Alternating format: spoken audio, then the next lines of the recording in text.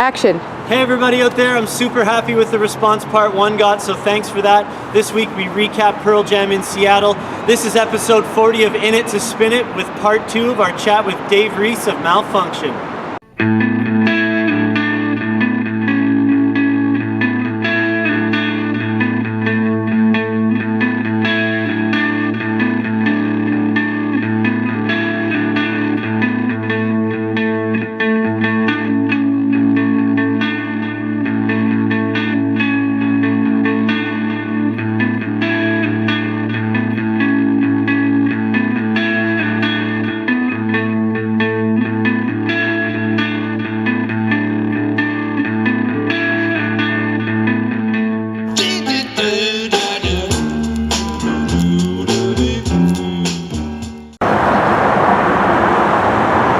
We are at El Corazon, which is formerly the off-ramp, where Pearl Jam played their first ever show.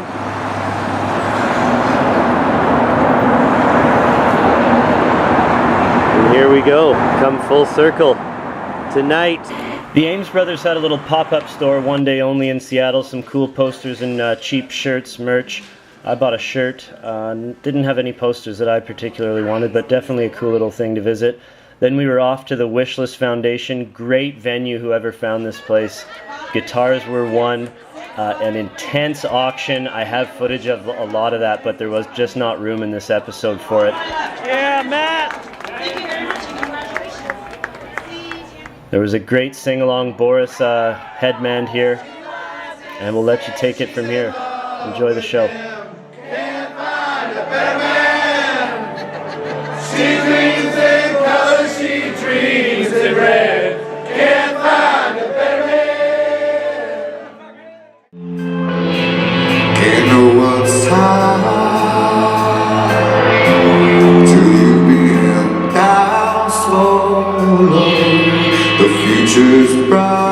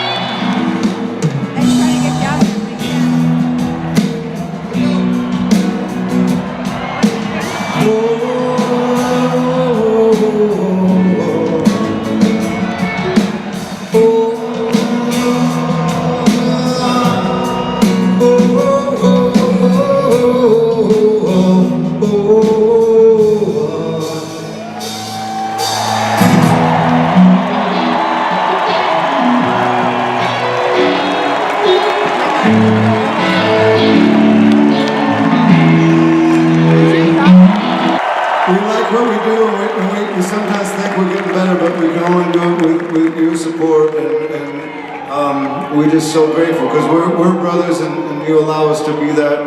And you know, it's nice to have the chance to get better and grow, and not die, be alive. Thank you. Thanks for supporting us.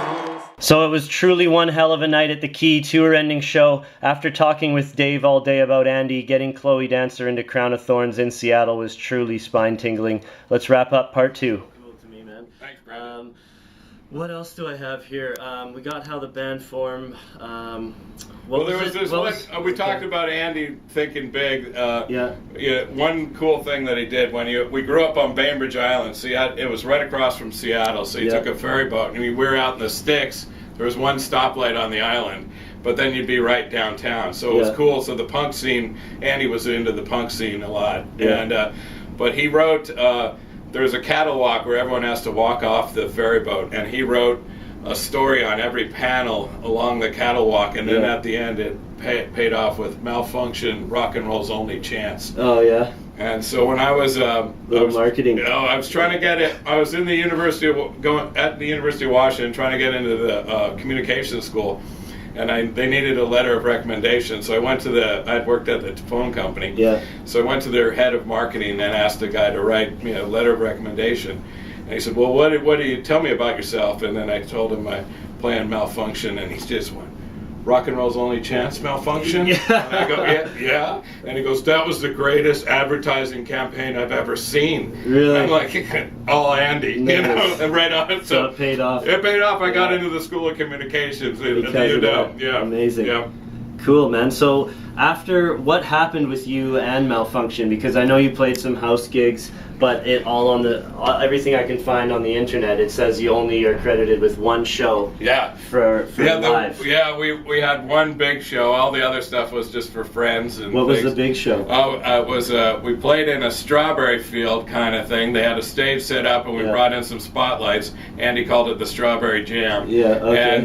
And we had about 200 people there on Bainbridge Island. Okay. Yeah. Any other bands on the bill? Nothing of note that I can remember, but. One thing that came out of that is Andy kind of developed love rock. He was anti-hate, so his symbol, he came out with a shirt that had the swastika with the Busters symbol through it that was popular back in the early 80s. Yeah. And he was like, we're anti-hate. And I go, well, that's not good. And he's like, I'm working on it. But that was one thing when I realized to see him work that crowd was just awesome. Yeah. Yeah. So after you left and your time was done in Malfunction, and Andy's career at Malfunction in itself was done, what was it like to see him go through Mother Love Bone and get this I was so amazing pumped. Music? Yeah, I'll never forget the first Mother Love Bone show I saw. Yeah. I couldn't believe it. I was like, these guys are great. Yeah. I was expecting it to be a little more hard-edged, punkish, but then they had, when I heard Stardog Champion for the first, I was so like, awesome, wow, yeah, these big hooks and big anthems, and I thought the band was so cool. I was blown away, and then Andy was in his element. By then he was rock star. Did you know the Green River guys, like Stone and Jeff? Yeah, I had seen them before, but I didn't really know them. And you got to know them in Mother Love Bone? I got to know Jeff especially because I was working at the CBS affiliate in Seattle at the time, and I had some shows where I could play music, for the open and credits and stuff. So I'd always use Mother Love Bone, and or Soundgarden. I'm friends with Kim in Soundgarden, so I'd call Andy up, and he'd go, "Oh, when's it on?" I said 11:45, and so him and Jeff would watch it together on the phone, and talk to each other. So wow, on TV. They were all pumped about that. Man. That's so cool. But every time I saw Jeff after that, he was like, "Oh yeah, you're the guy that played our music on TV." Yeah. So that was cool. Yeah, and then of course the unfortunate passing of Andy, which has probably shook up the entire scene. I mean, that's it was a brutal day. It was the strangest memorial service I'd ever gone to. It was at the Paramount Theater, and it was this weird mix of rock and roll and extreme sorrow.